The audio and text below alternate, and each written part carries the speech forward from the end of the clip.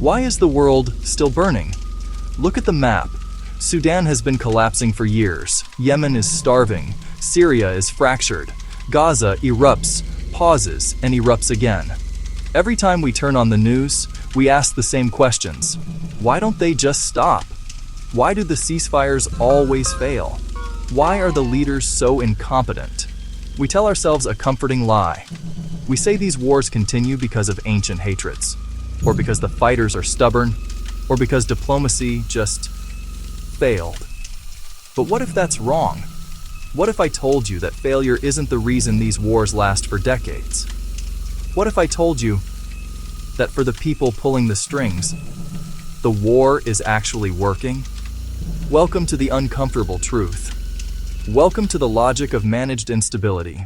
Let's connect the dots. Let's start with a war that everyone seems to forget. Sudan. Millions displaced, a capital city in ruins. On the surface, it looks like a senseless civil war between two generals. But look closer. Sudan isn't just a country, it's a corridor. It controls the Nile. It borders the Red Sea shipping lanes. It sits on gold and oil. A war like this doesn't run on hatred.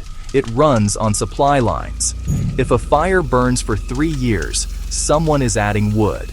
This is the first rule of modern conflict. Wars do not continue by accident. They continue because the instability benefits someone who isn't doing the bleeding. Think about it. If one side wins completely, the external powers lose their leverage.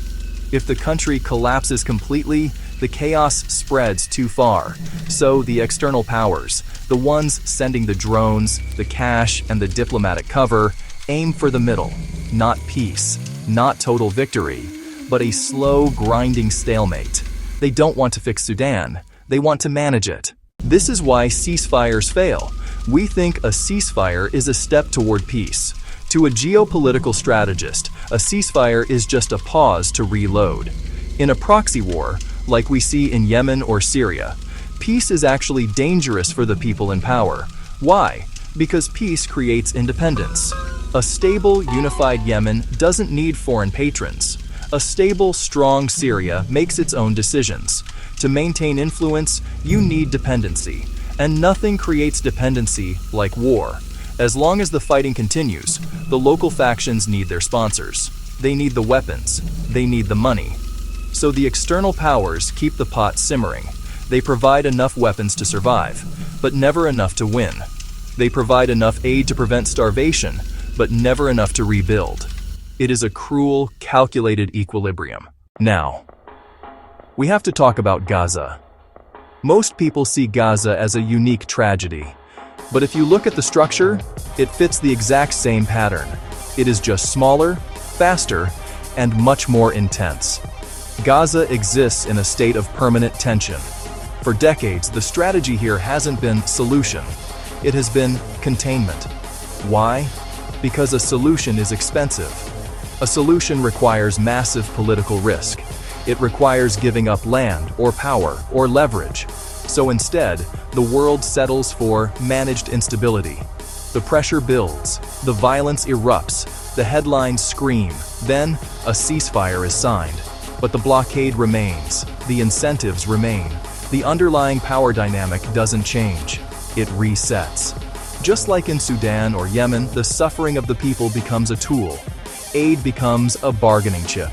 Borders become levers.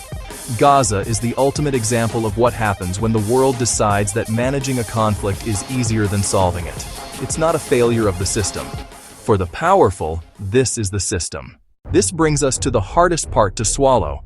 We like to think that human suffering, starvation, displacement, death, is the thing that forces wars to end. We think, surely, if they see the children, they will stop. History tells us the opposite. In the cold logic of geopolitics, suffering isn't a red light. It's a currency. Refugees put pressure on neighboring countries. Starvation brings in international aid dollars that can be stolen or controlled. Humanitarian crises justify foreign intervention. In Sudan, in Yemen, in Gaza, the misery is visible. But notice how the aid is always negotiated. We will let food in if you do X. Survival has become a negotiation tactic. This is heavy. I know. It makes the world feel cruel, but understanding this is the only way to stop being manipulated. When you see a war dragging on for 5, 10, 20 years, stop asking why they hate each other. Stop asking why the diplomats are failing. Start asking who benefits from this remaining unsolved. These wars do end eventually. They end when the cost becomes too high for the sponsors. They end when the leverage disappears. They end when we stop accepting managed instability as a substitute for peace. Don't just watch the news, read the map, connect the dots, because once you see the machine, you can never unsee it.